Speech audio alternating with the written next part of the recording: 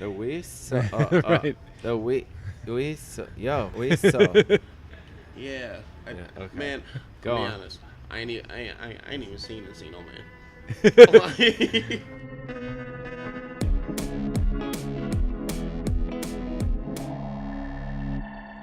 Thank you for sitting in with us.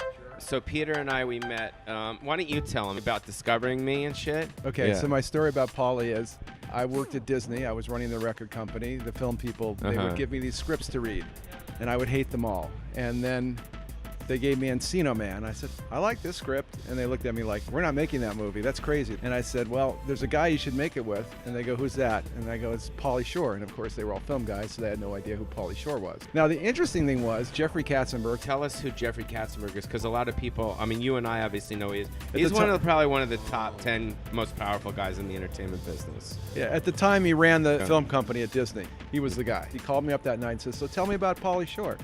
And I told him about MTV and Totally Pauly and Louise. And so Jeffrey said, all right, thanks. And he hung up. And then, This guy is kind of responsible for my career in a way.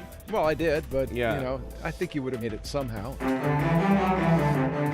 Peter, you've been at this for a long time. Where you're at right now, I mean, you have Metallica, right? Yeah. You work with Metallica, Pharrell, Linda Ronstadt, and Dr. Dre. Dr. Dre. So are you the one that orchestrated the beats by Dre? I represented Dr. Dre. I think Jimmy Iovine orchestrated the whole thing. Everyone knows. You know how much money Dre made on the beats? Like $750 million. I'm not at liberty to say. He did very well. You guys work with 30 Seconds to Mars, right? Yeah. Jared Leto is probably one of the best looking guys in the world.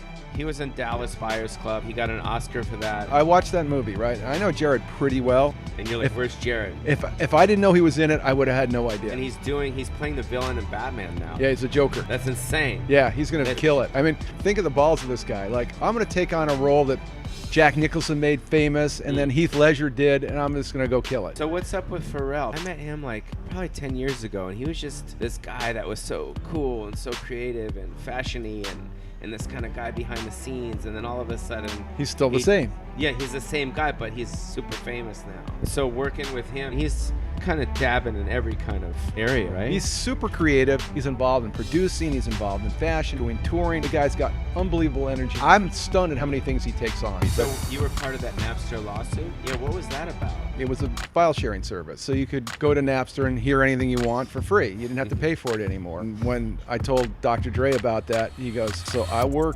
24/7 in the studio making this shit and somebody can just steal it from me? Fuck that. So he joined Metallica in the lawsuit against Napster. And what was the outcome? Well, the outcome was Napster went out of business and we settled for a confidential amount of money. I think the streaming services like Spotify or Beats Music, those are going to get adopted because, again, it's cheap and it's easy. It's like for $10 a month, really, you'd rather waste your time sifting through crappy files. So theoretically, it'll work out. He probably thought he'd never like make all that money based off of like headphones.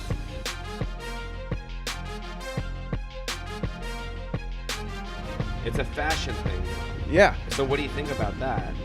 I think I never underestimate Dre or bet against him. Yeah. And, you know, look, it's like I tell people, like, if I come into your office in 1989 and said, here, I got this record, and it's like the main song, it's Fuck the Police, right? Or in 1993, I walk in and go, look, I just finished my album. See that? That's a marijuana leaf. Let me read you the lyrics, all right? Or in 1998, I come to you and say, I got a white rapper, okay? I think everybody would kick him out of the office, right? So then in 2006, when he says headphones, I go, well.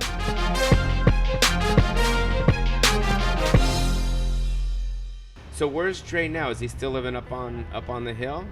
Well, everybody knows this. He bought Tom Brady's house. Yeah, he did, right? Yeah. So he's working on getting that in shape to move in. So thank you for sitting with us. No I just problem. wanted to sit down with you. I know you're an old friend from several years ago. I know that you were part of the reason why I wound up at Disney. So You're a Disney kind of guy. yeah, thank you, Peter. Thank you, Pauly.